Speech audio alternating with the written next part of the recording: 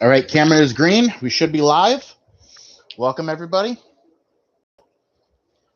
to the special Killifish episode of the Fish Feed. Got something different this time. I got my live chat in 3 different places, so I'll be able to monitor it a little better. You know, all 20 of you that were in here last time. Can everybody hear me okay? Just someone say something, letting me know if you can hear me.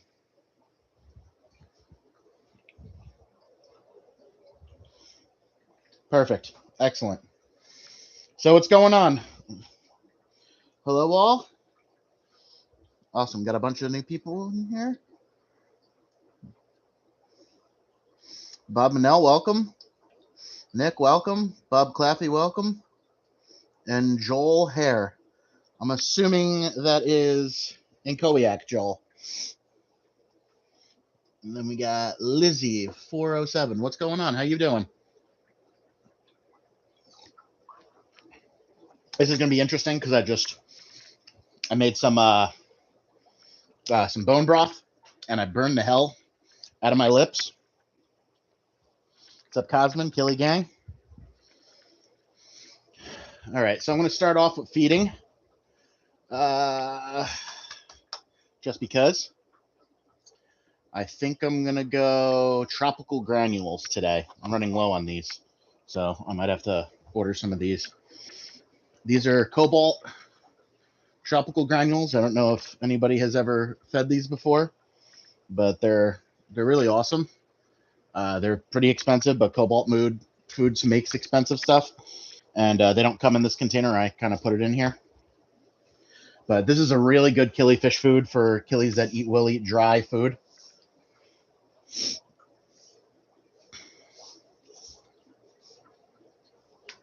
And it's actually a good all-around food. I mean, I feed it to pretty much everybody. Guppies will eat it, and the only problem is it kind of gets all over the place. Out of here. But that's okay.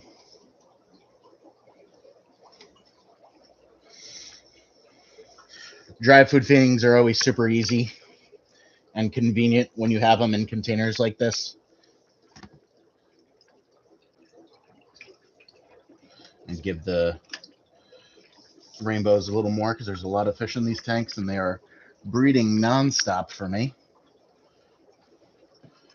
If you'll notice, I have a lot of containers all up here. It's because I'm going to be hatching some killifish eggs today that are ready, and I needed more room for things. So while everybody is eating tropical granules, I'll read some chat, and then we'll look at some killies. Good, you? I'm doing all right. Just saying hi. Going to be playing D&D soon. What's up, Scotty? Oh, I didn't know you played D&D. We should play.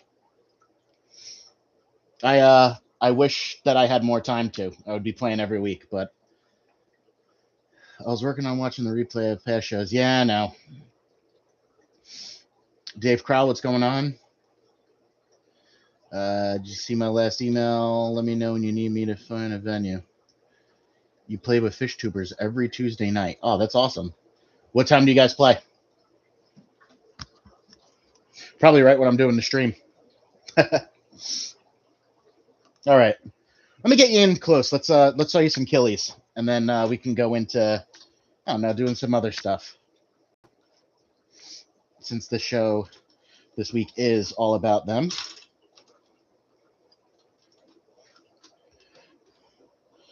Let's see, might have to take the tripod down a little bit since this is my middle rack now, but that's fine.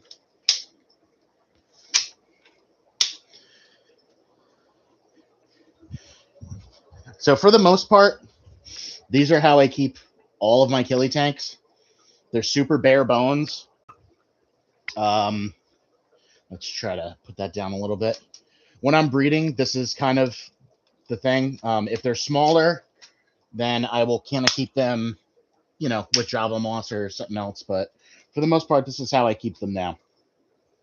I keep mostly African killies. As you can see, these are a quad of gold Gardneri. I believe these are Chunkowskis. I lost my male, so I have a little young male coming up there, so they're probably not of breeding size yet. I also found that keeping a pleco, you can see the little pleco in the bottom left-hand corner of the tank, really helps to keep that algae down in the tank. So they're just feeding on the tropical granules, and whatever goes to the bottom of the tank, that pleco will take up. Start backstage in about 10:15 and go. Oh, you actually go live? Aquazone. All right, yeah, I'm definitely gonna watch that after this, because that'll be something cool to do like 8:30 when I'm like just chilling out and relaxing after I feed fish. Gardneri are a pretty good beginner killie. Everybody who gets into killies has kept them, I feel. Let's move over. These are some of Bob Schradely's fish. These are Aphyosemion striatum. This is a breeding pair that I've had for a while now. So you can see the female there. There goes the male chasing her. These are, I think, literally one of my favorite killies in the entire world. I'm going to say that a lot. I like them just because like the male is just so, yellow and striped, and they're pretty awesome. So while I'm showing you these guys, I've got brine shrimp that I'm going in the background. Aquazone channel is on the Fish Fam link. Gotcha, Scotty. So I will definitely do it. What's up, Fish Fam link? I tried posting the channel to Fish Fam. I was unable and unsuccessful in getting it there. I posted it and it said that I needed to like be verified or something. But Dave Winitsky, what's going on? Dave's here. The stream is free to watch, so anything that's free, it's for Dave, right?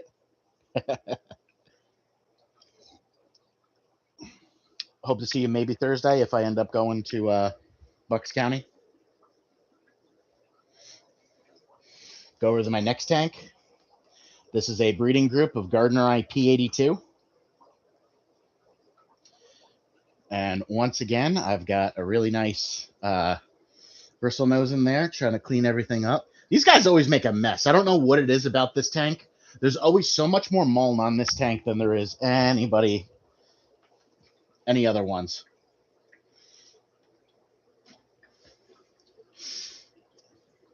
Since FFL's in the chat, it means I think you're. Oh, sweet. All right, awesome. Yeah, I checked yesterday. I didn't honestly check today. What flavor, baby brine shrimp, do you use? Flavor. I wouldn't really call them a flavor. I would more call them a brand, and I use Brine Shrimp Direct. I have tried probably every strain of baby brine shrimp known to man. I've tried the co-ops. The co-ops did not do what it said it does, where it separates out the eggs and the as much. And I also found their baby brine to have much less of a hatch in my water. Now, keep in mind, this is my water. It doesn't mean that your mileage may vary. I can't help myself making fun of you, man. I love it. How often do I check mops? Once. I try to do it every 10 days on the Africans. As you can see, these guys are going crazy right now. I try to do it every 10 days. Sometimes it gets to every 2 weeks. On species that I'm really focused on, it's every 3 days. My Gardnerite, it'll be every 10 days. So there are some clown killies in the tank over. Now, these guys, I don't mop spawn. And I kind of just... The plan is to get all of these floating all the floating plants and just kind of let them go with the floating plants. I have heard that is what people have had most success in breeding them. I bought a group of, I think I brought a group of 12 of these. I gave 2 pair to Fred Bierman, and this is what's left over from them. I think I have 6 or 7 left in the tank. So this is how I'm told to breed. I've actually never bred them before. I've kept them. I've just never bred them. Got a mop in there. They want to breed in the mop. I've got a bunch of live plants. Now, this is just a scoop of water lettuce that I took out from some other tank at some point in time. I'm hoping that the water lettuce actually grows in really well, gets the nice roots, and from there, I get some really awesome babies out of the annulatus or the clown killies, because like I said, I've never bred them before. Exactly how do I check my mops? I take them out of the tank and I look for eggs. It's that simple. I put them over just I'm going to say like a mid-tone light, like it's halfway between cool and white. I don't like bright white lights when I look for eggs, and warm lights don't show well. So it's kind of a halfway. I think it's like a 5K light. So baby brine shrimp are now done in the background. Bring you over to the next tank. These guys hide all the time, so I doubt you'll be able to see them. But these are Scriptophiosimian jerryi, or the Jerry's killie. Yeah, not much going on. You could see the female there at the bottom of the mop. I'm going to try to tease the male out because they're actually a really pretty fish, but they hide a lot. Decently productive, too. There's the male.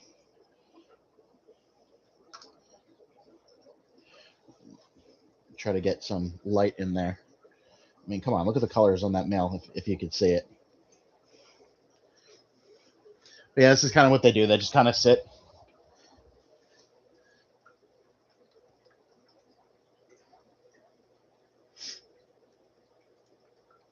That is exactly how I did clown killies. I mean, that's what I hear. I'm hoping it works that way, and I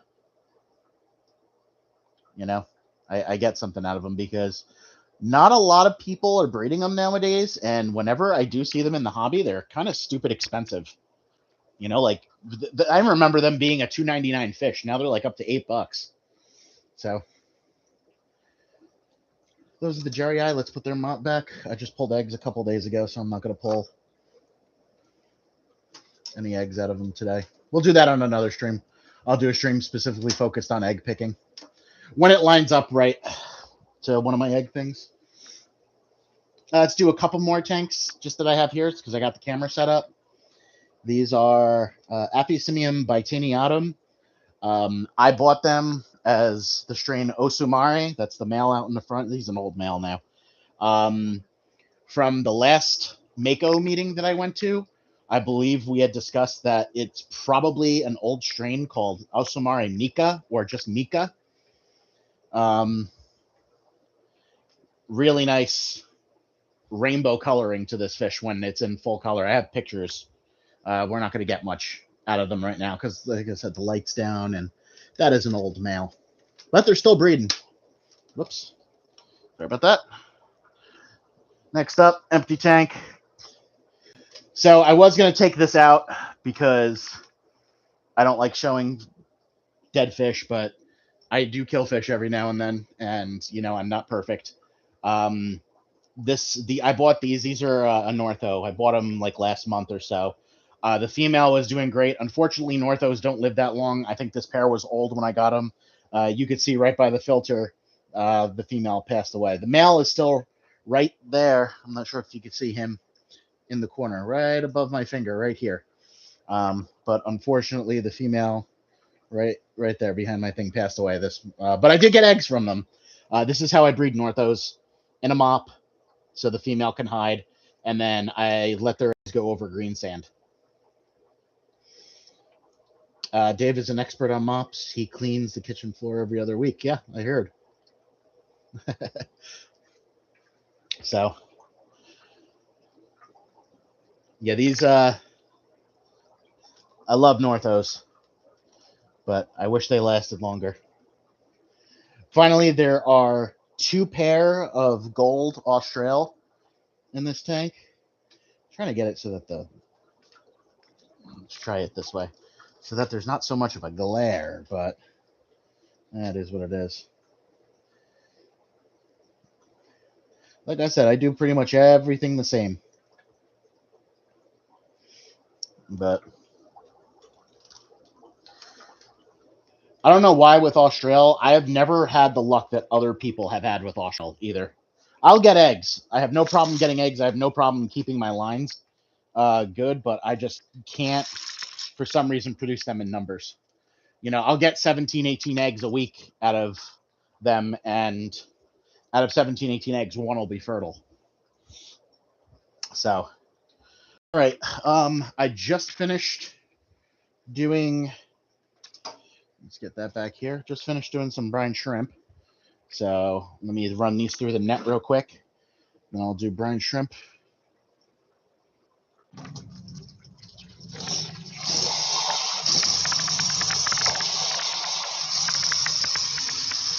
Then I'm actually going to try to see if I have any worms.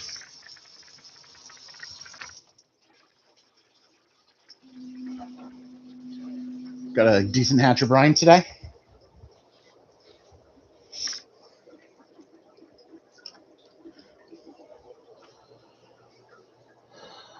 Where's all those tropical plants? They're upstairs, Dave. So I don't have enough room in here. This room is only, let's say, give or take 12 feet long. And I just don't have the room for the plants. So the plants go upstairs.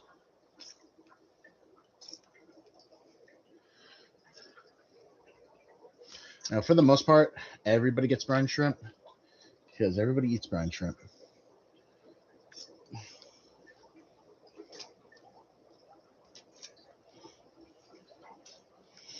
And like I said, I'm going to try to pull some white worms out for some breeders, depending on what I got. I go through so many white worms, and unfortunately, I can't produce the numbers that I've seen other people produce online. Even though I use the same exact methods, the same exact pretty much everything, I feel, I just can't produce white worms in bulk. I don't know. If you guys produce them in bulk, let me know how you do it. I utilize the David Ramsey method on YouTube, where you're basically filling a shoebox or some container full of them with just Jiffy Pete, and then you're using bread with yogurt and nutritional yeast. That seems to be, from what I see online, the most successful way that he does it. But I cannot replicate it, even though, and I've tried for like a year now. I just don't get the results that other people get.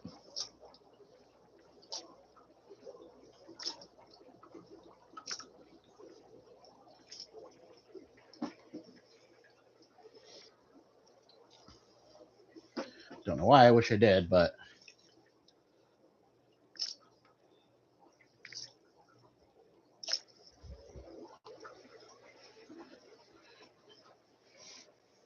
go over to the Killy closet a little bit. And we'll show this in future episodes, too. There's just too much in this room to show in one thing. So as you can see, if you were here last week, I did set up a lot more of these 3D printed breeder boxes that I'm working with. I learned a hard truth about the 3D printed breeder boxes. One, for Killifish, you should put lids on them. So I'm working on a design for a lid right now. So right now I've got CPDs in most of them because the CPDs don't jump. And the second lesson I learned is that you shouldn't be cheap and try to conserve filament. Because if you print them with like 15% infill and only 2 or 3 walls, well, then water could get through them because there's little tiny gaps. I didn't think that would happen, but it did, and I printed out a whole bunch of them and wasted all of that filament. Probably wasted about $30 worth of filament.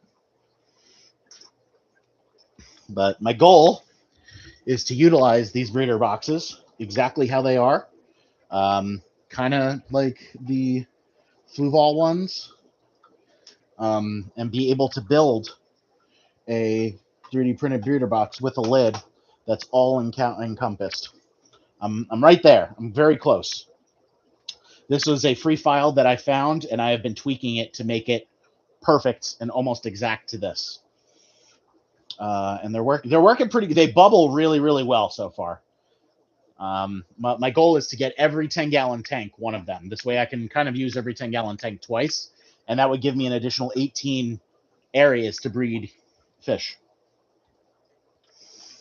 Your fish room just looks as immaculate as I imagined. What we working on today? Rip filament. I suck at 3D printing. In my tanks. Who's that? Welcome. I wouldn't call it immaculate. I definitely have issues. As I've shown before, I still, I'm dealing with a couple things. Oh, what's up, Nicholas? From Maryland, right? Or Virginia? From Mako. Now I remember your channel name. Yeah, so there's definitely issues. Like first, like the one thing that I noticed this week that I can't, it's knocking off stuff. My water change system is kind of, it works, but I'm starting to, after a year, get clogs in these little nozzles. So I'm not sure if you can see, but those nozzles have really, let me see if I can get that focus, really, really tiny holes on them. And because they have such tiny holes, they kind of clog. So I kind of have to go around and scrape each one of them every now and then. So that's not fun. I'm thinking the better thing to do would be to take all of these off and add a valve, and be able to control the flow with a valve, because the rain is nice, but it's not really needed. So I don't know. From Maryland, yep. It's neat. It looks immaculate to me. My room is just now getting to the same size. All tanks are the same shelf low. That's the way to do it, man. I've done it so many ways in the past, and unfortunately, when you don't have everything uniform, first of all, don't keep tanks on the floor ever. Like that's the one thing I can tell you: knee level and up, and then you don't want to be going on ladders to get into tanks. Like I could still reach into these tanks up here. So that's the biggest piece of advice I can give you for starting a fish room. Still don't have an air loop. It's killing me, dude. An air loop is like the simplest thing you could do. It's like $30 a PVC pipe and an airline. Yeah, buddy. Looks just as good in person. I appreciate that. And yes, every single tank is drilled, including all of my critter keepers in my Killy closet over there. They're all drilled, all with 3D printed overflows on them. So I will not do water changes anymore. That's my goal. So, all right. Yeah, you have had tanks too high and too low. Want to fix it ASAP. Yeah, I mean, that's the goal. Fix it to where everything is uniform. Color code things. Make it work for you. Don't make it work against you. You'll enjoy the hobby a whole lot more that way. Oh, I got drilled critter keepers. Yes, I do. 21 of them to be exact. And no, you weren't here last week. I now have a Dean's Fret system, which I've got Bozeman Eye rainbows spawning on the underside of. So yeah, man, it's been a lot of fun setting it up, but it's definitely been work. So got a tiny little bit of brine shrimp left. I'll get that. I tend to focus on the babies when it comes to brine. I'll get that off, and then I'll go see what else I got. Give one to my lone male Corthausi. And what the hell, my white clouds can get the rest today. All right. All right, what to do next? Let's do some worms. Let's see what I got. So I keep my worms outside, obviously, because it's 82 degrees in my fish room right now. And degrees. Whoops. All right. But the good thing about having an unheated basement is the other part of my basement, which is heated, I'm sorry. The good thing about having an unheated basement is that portion of the basement I could keep whiteworms in during the wintertime, and I don't have to waste any money on electricity. So So I'm going to pull some white worms. I am going to I'm going to hatch some killie eggs today too, because I have some Northos that I've been waiting to hatch. So let me get you down here. We'll pull some white worms, and then we can go from there. So my white worm setup is pretty simple. As I stated in the past, I use the bread, and I get worms, but oh my god, look at the amount of mites that I get too in these cultures. It's insane. So I don't know. It seems like whenever I see it online or I see Dave Ramsey do it, like the amount of worms to anything else is just exploding. And for me, it's like, yeah, I'll get a little bit every day to like keep my fish fed. And I have 6 of these cultures going. But it's never enough white worms. And I kind of have to dig through the soil to get them. They never like to climb on the sides for me. But whatever. I don't mind a little soil going into the tanks. It just gets in with the mold and I just siphon it up anyway. But yeah, I mean, I'm getting them. It's just not perfect. I'm not sure if it'll get perfect. But yeah, I just fed these yesterday, and the amount of mites is ridiculous.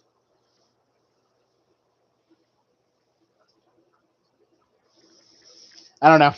Do you guys have cultures with clean mite or clean of mites? Because I don't. Let's see. Coming to the BCS meeting dinner Thursday. As long as I have babysitters, then yes, I'm trying. Lou, I'm late. You're not late. You can just watch the rest later. Fire. I think you have an addiction. You might need to see counsel. I don't really know if it's an addiction. It's just a hobby. For sure, going to need to grab some rainbows from you, though. Oh, yeah. I just pulled another 200 Bozeman Eye rainbow from that tank this week. And I'm done picking eggs after this. I picked 400 eggs from them. I'm hoping they're going to last. The glory days, I'm not having them get out of the soil. I'm assuming you're talking about the white worms. Ever try to culture black worms? Yes, it's a big mess, and I don't like doing it.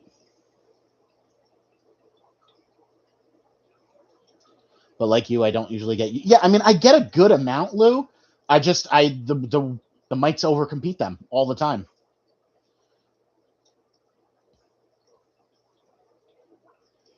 Diatomaceous earth, and that seems to keep mites away.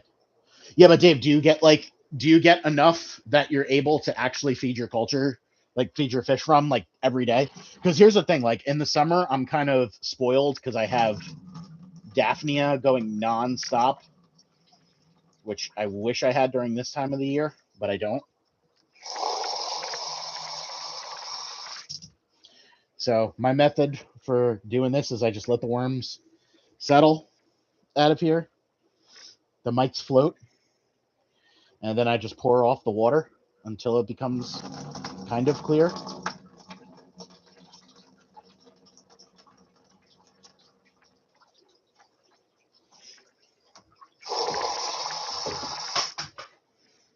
Excuse me while I drop my phone all over the place.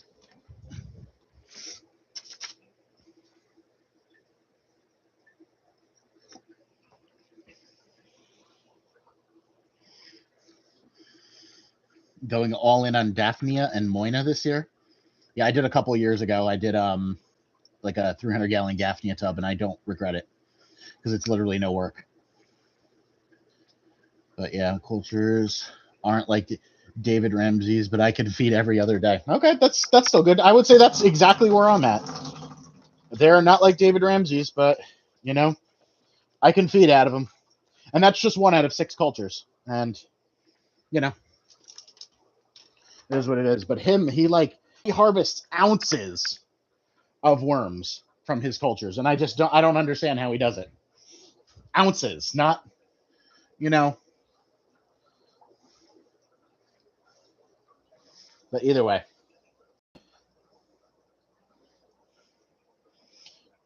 Good thing about these lids is I could feed right through them. Most of them. Some lids I put smaller because I definitely don't want the fish getting out. Let's see, I'm not going to feed any to the clown killies because clown killies are really too small for white worms. But I will feed some to my Titaniatum, definitely to my Austral. And keep in mind, it's really only breeders that are getting white worms. Don't feed them to anything else.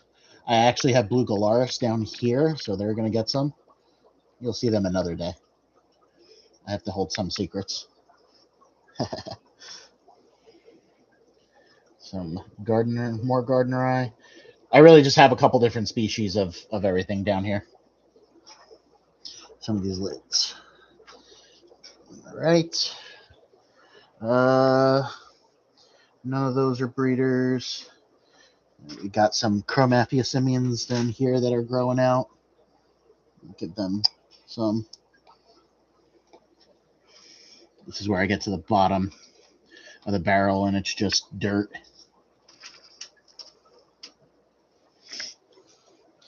And then my rainbows will get the rest. Because why not?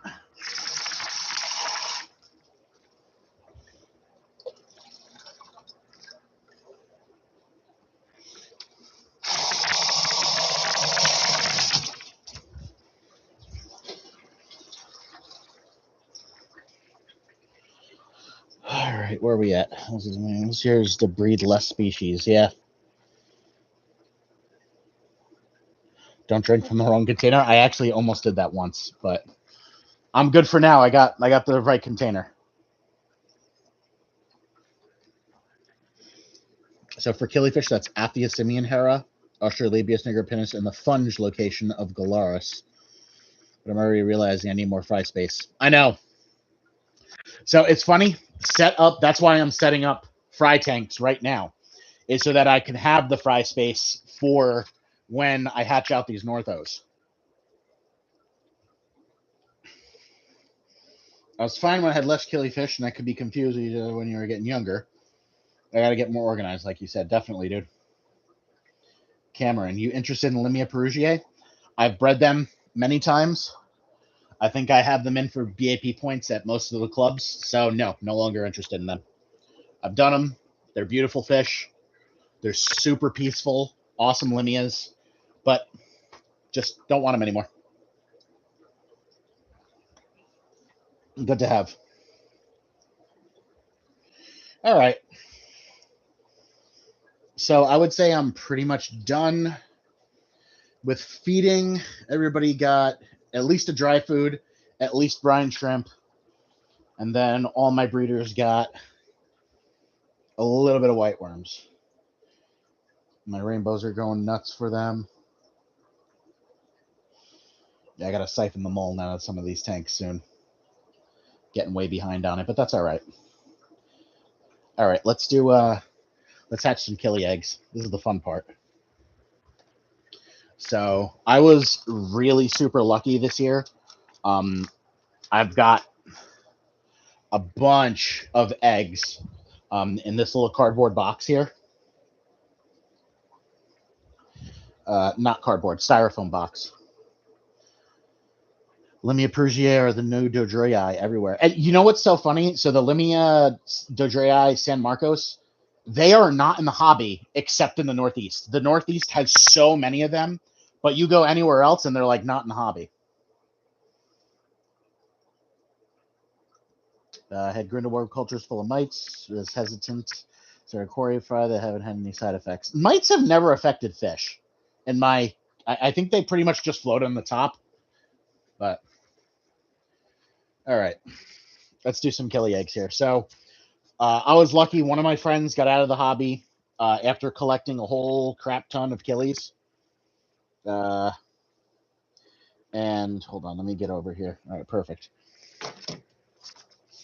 So I have a box full of annual killifish that I just need to do something with. So the species in here: Northobranchius polii, Cayembi, These are mostly Northos. Northobranchius pomquisti, Ken 0828. Northobranchius forshai, Soga Tan, 9747. Fungulosoma therii. Raccovi. Northobranchius fuscataniangus, Katanga North. I got those from my good friend down in Tennessee. Northobranchius patricii, Northobranchius killimembrosus, Northobranchius quarthausi, TZN 0804. Another Raccovi, and then I've never heard of this one. Northobranchius memorius mukobe, Mamoreus mukobe. So those are all in here. So we're going to hatch some Northo eggs. So I do them in these containers. Just get. I didn't end up getting my roll of tape.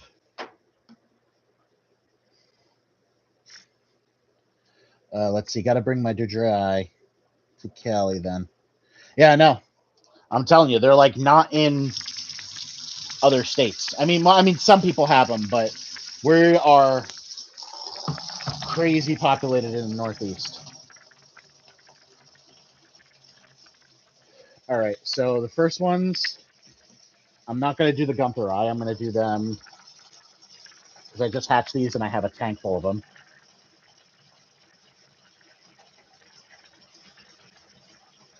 So these are Gunther Eye Zanzibar.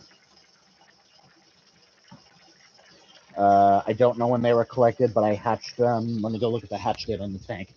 So I hatched some Gunther Eye about a month ago. The hatch date was 12/23 was the initial hatch, and I probably got 100 fish. So 12, 23, 25. So I'm going to re-wet them 2, 23, 26. So I'm not going to do Gunther Eye. Northobranchius pomquisti. You gotta keep notes, because if you don't keep notes, you're screwed. All right. So these I'm supposed to re-wet 1/14/25. So I'm going to do that today. Hopefully I get some, because I have like 50 pomquisti females and 0 males. I got a really crappy hatch. Oh, that water is way too hot. I don't know why. I got a really shitty hatch for them the last time. And I didn't end up getting 1 male.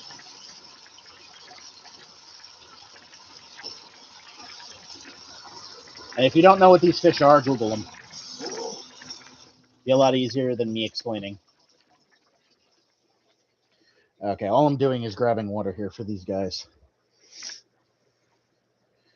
Where did I get those killie eggs? Some of them I bred, some of them I've traded for, some of them I got from my buddy Tyler, who got out of the hobby right now and is focusing on other things.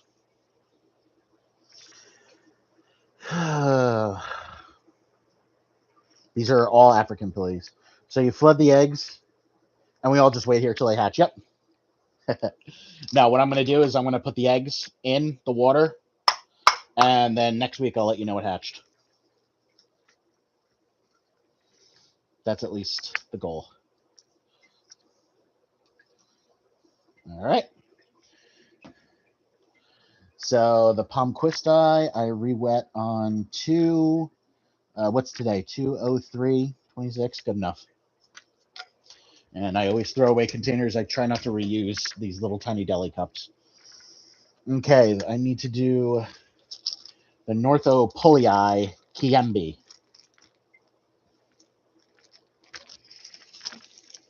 Never even heard of this species before, so we'll see. Okay, Northobranchius pulii Kiembe. These were collected 11/29/25. They have a 2-month hatch date. So let's try it.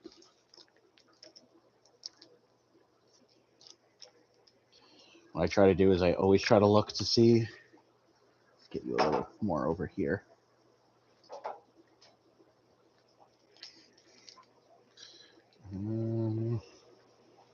hard to tell if there's any eggs. You're not going to be able to see them on camera, but I always like to at least check for eggs myself because sometimes you could see eyed-up eggs. But if I can't see them, I try to hatch them, and if they don't hatch, I re-dry them, and I put them again, and I put a re-wet date on them. But this is the cool thing about raising annual killifish is that you can literally keep your entire fish room worth of stock in a box waiting for the eggs to hatch. So for those of you who don't know what annuals are, well, most of you do know, but there's where these fish are from in the wild, there is no spring, summer, winter, fall in Africa. It's either hot and wet or it's hot and dry. So during the dry season, what ends up happening is all the fish that were alive during the wet season have laid their eggs in the soil. After they lay their eggs in the soil, the dry season comes, and in nature, what ends up happening is the eggs literally dry out. The eggs don't dry out, but they remain in the soil, developing until the next wet season. Then the rains come a couple months later, and the eggs all hatch out. Okay, so this is Nothobranchius polii, or Polii, Kiembe. So we will see what happens this week with those. Okay. Nothobranchius forshii. They can go a little longer. So 11, 12, 1, 2. So they're 3 months. Now let's do them. I'm sorry, let's do these first, the therii. So this is Fungulosoma therii. These are ones that I bred from Fred Bierman. I've never seen this fish before, but I had them and they were really cool, and he said they're super productive, and I definitely see a ton of eggs. So there's a lot of peat in here, so whenever there's a ton of peat, I try to do that and put them in a bigger box. So we'll see what kind of hatch I get out of them. I was told they are a diver, so that's how I bred them, and we'll see what happens.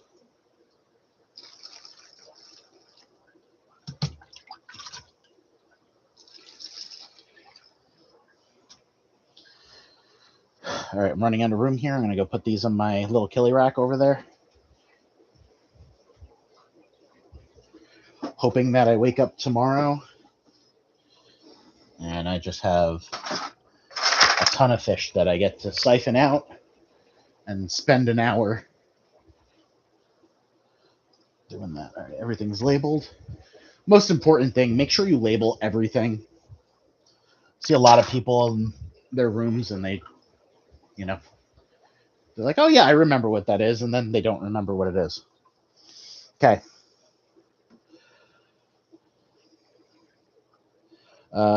Joel brought a pair of the Dodrii to BCAS meeting about 20 years ago. I think their descendants populated most of it. I mean, I believe it. 10 years ago, not 20. That's about when they showed up. Do you look at the eggs to see if they are ready before dunking them? So I go by dates for the most part. There's certain species like the polii, the pumquisti, the forshii, the therii. They're all 3 months. The rakovi, they can be like 9 to 11 months, depending on, what collection location and what temperature you're keeping at. Mine stay on the floor of my fish room, so they're about 74 degrees. So they're on the cooler side for Northos, I would say. Most people keep them at 80 and hatch them at 80. So what's a typical spawn? That depends. One pair can produce 300 eggs a week if you're feeding them right. And then there's some pairs that produce way less. All right, so the rakovi are March, or at least that bag's March. That bag's August. These are all fish that I bred now. They're rakovi. The Fuscantaniatus, Katunga North. I gotta find where those are because I definitely, this is a fish I really, really, really want. And I have been unsuccessful with a couple batches of eggs for them. So what I am going to do, let's hatch these out right now. Everyone should go to the JSAS fall auction. Yes, and also go to Bucks County's. Not fall auction, the spring auction. Bucks County's is much bigger than Jersey Shore's. There's a lot more used items at Bucks County's, but you get really good deals there. Especially if you wait the whole time and stay the whole time. Oh, there's actually a ton of eggs in here. I'm super excited because I want these fish so bad. So these are Northobranchius. If you want to look them up, it's called Fuscataniatus. Fuscataniatus, Katanga North. So these are one of the only Northos in which the females will also get color to them. These were collected in September, right? September, October, November, December, January. Yeah, they're 4 months. So this is their 4-month wedding. We'll see what happens.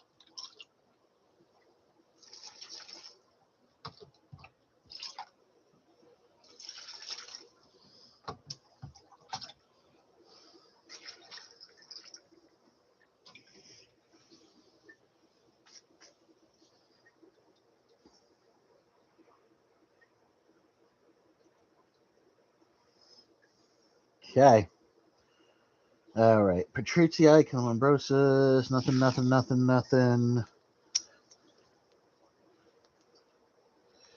Okay, let me go put the other ones. Super excited for these. Really, really hope I get fry.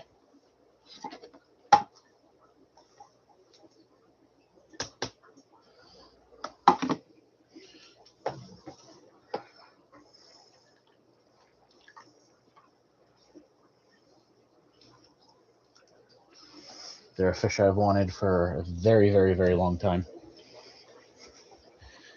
I had one pair of them a long time ago, and I lost them. I want to say about 15 years ago.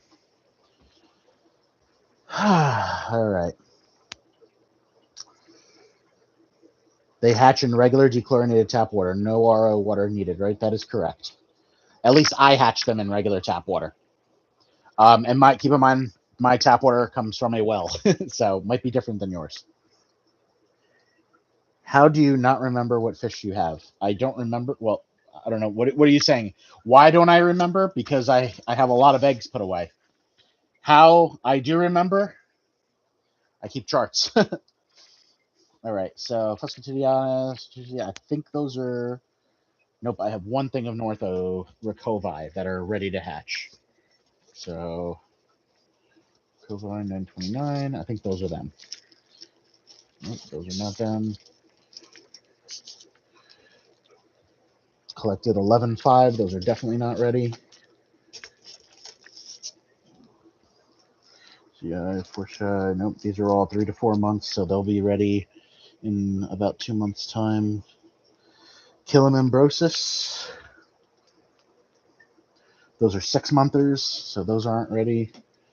Yeah, so it looks like I got everything that's ready with the exception of these Rakovi. So we're gonna try. What else do I got here?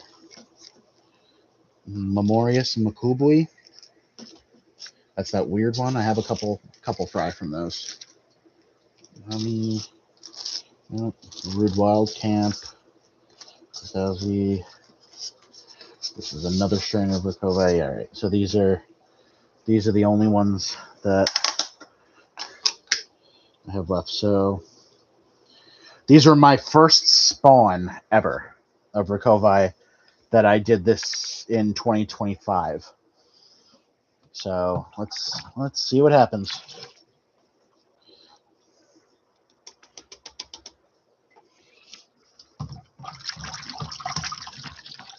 See if I can pull some eggs out of them.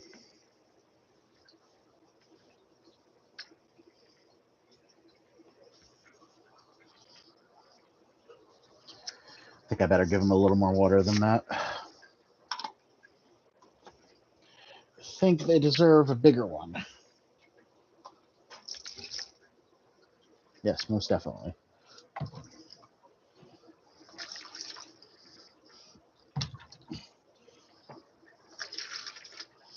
I like hatching these in low flat containers for the most part if you have a lot of dirt. The reason is because then the babies, if they do hatch out, they don't have to go swim through an inch of soil to come out.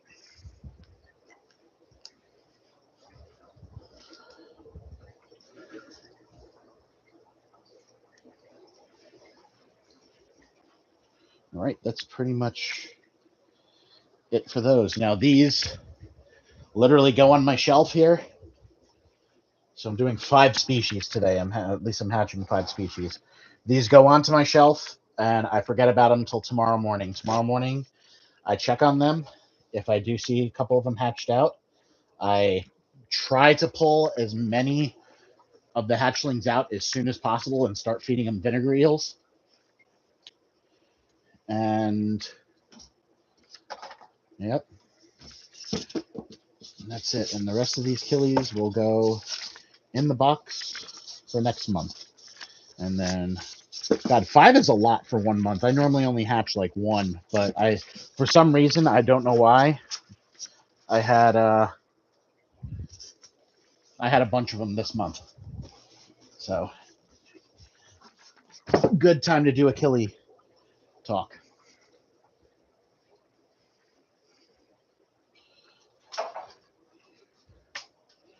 And by the way, think of some topics for next week. Something that I'm interested in and you guys are interested in. I don't really know what everybody likes, but I know what most people like.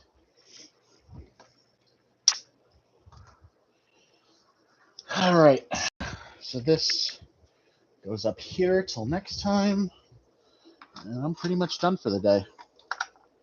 At least done for the night. Oh, forgot to feed paramecium. Always feed a squirt of paramecium to your first day babies.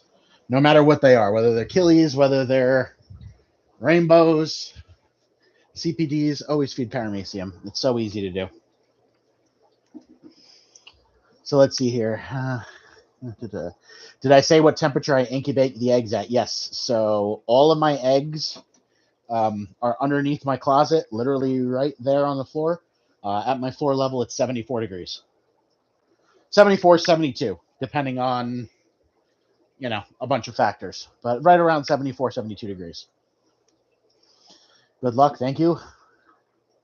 DeRosa told you to do it in a tall cup. Okay, so the reason why he told you to do it in a tall cup is because that's called pressure hatching, probably. Certain species of fish will hatch under pressure and need that pressure in order to hatch because they need that, like, what they would consider enough rainfall in the wild. I don't know how they figure that out, but they do it somehow. 3D printing next time? Sure, why not? 3D printing for the fish room. It'll be next week's talk. I like that.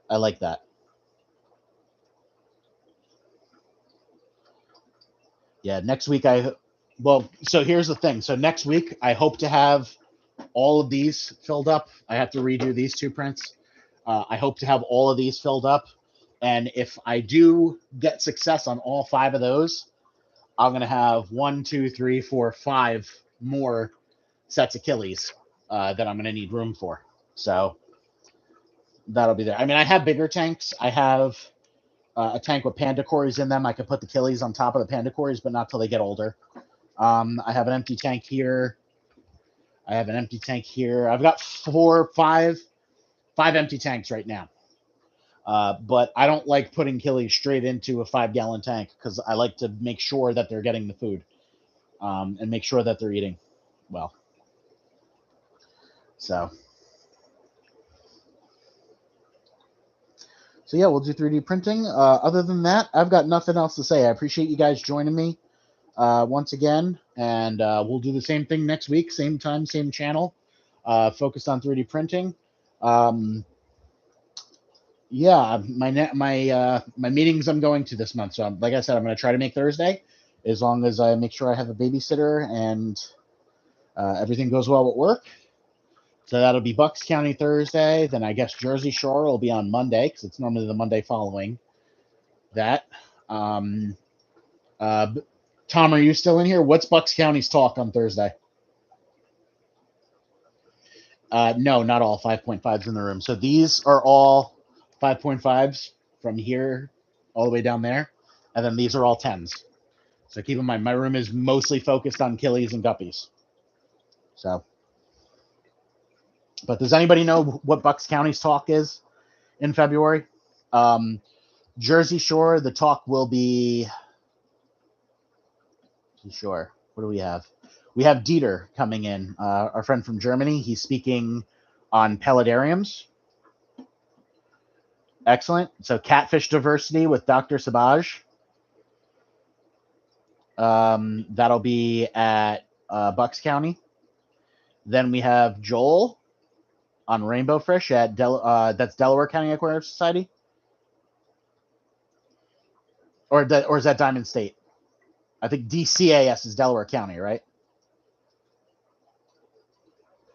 Fridays are hard. I wish I can make Fridays work. Then let's see what else this month. North Jersey, we have Dan Fromm coming to speak. That's the third Saturday.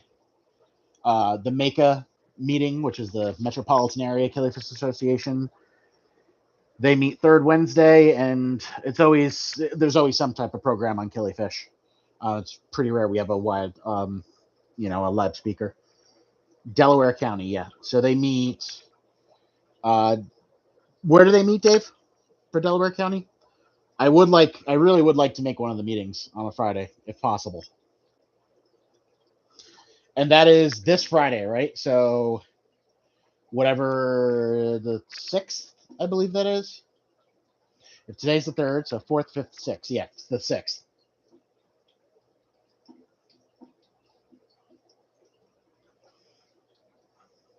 If Joel goes, hopefully he can bring some rainbows. That would be cool.